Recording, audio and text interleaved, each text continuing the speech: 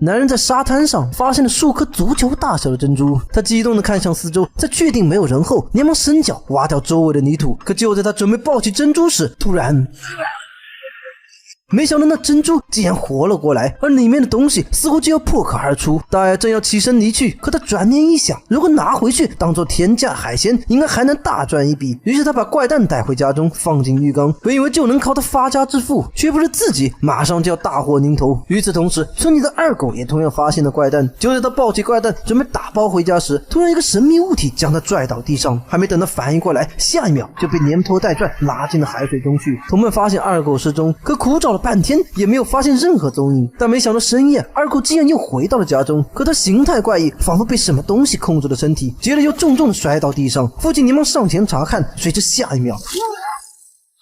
母亲顿时吓得三魂丢了六魂，她赶紧跑回家中，只听到屋顶不停地传来丈夫的惨叫。她连忙关紧所有房门，想要阻止怪物进来，却不是烟囱里突然传来了阵阵响声。她慌忙地伸手去关，结果下一秒也被怪物拖走，领了盒饭。另一边，大爷喝下一口老白干，戴上防毒面具，然后便准备给怪蛋开炉取暖。可当他走进浴缸，却看到纯铁打造的笼子竟被活生生撕开了一个口子，而那怪蛋也已经空空如也。大爷立马摘下面罩四处寻找，他发现镜子上竟然沾满了像鼻涕一样的不明液体。就在这时，他猛然一回头，竟看到一只通体发绿的章鱼正对他虎视眈眈。不等大爷反应过来，章鱼拖着几百斤的身躯就跳到了他的脸上。本以为大爷就要饮恨西北，谁知下一秒意外发生了。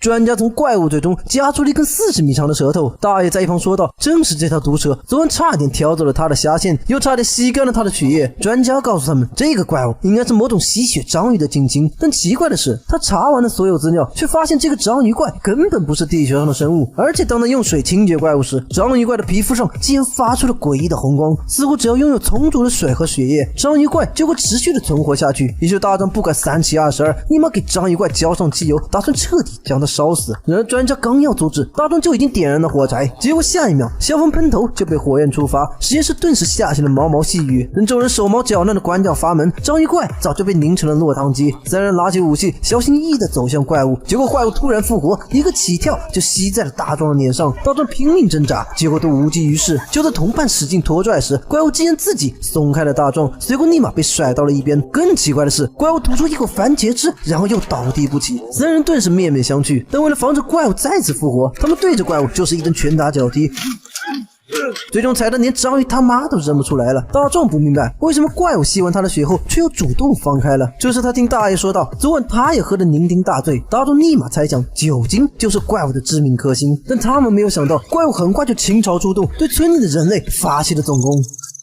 这个像极了龙虾的生物是一种外星章鱼的幼体，可男人不仅毫不知情，反而擦掉眼前的口水，仔细打量这个奇怪的小可爱。随着怪物张开他的樱桃小嘴，下一秒就吸在了男人的脸上。一旁的二岁和大壮立马拿着武器冲了过来，二岁对着怪物就是一顿拳打脚踢，而大壮好不容易用尽全力才拔下了男人脸上的怪物。可还没等男人喘过气，一只66米高的章鱼怪突然冲了过来，一把就将男人拽到了身边。我勒个去，这顿时吓傻了一旁的大壮二人。只见那怪物张开40米的大嘴，对着男人脑袋哭哧就一口闷掉。大壮他们连忙躲进车内，可还没启动汽车，怪物就已经爬到了他们的头顶，眼看怪物就要整车吞下。这时二岁恰好打开了警笛声，没想到警笛声竟意外镇住了怪物。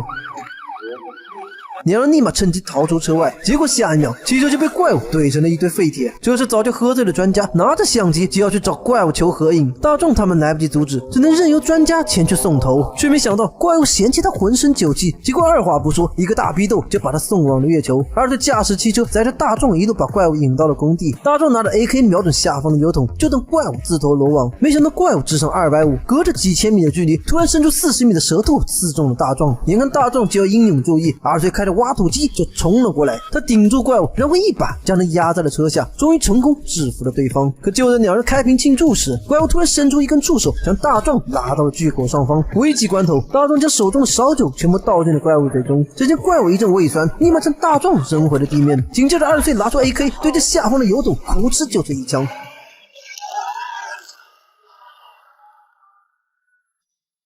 危机终于解决，而大壮和二岁也从此过上了没羞没臊的幸福生活。好了，影片到此结束，我是仙，我们下期再见。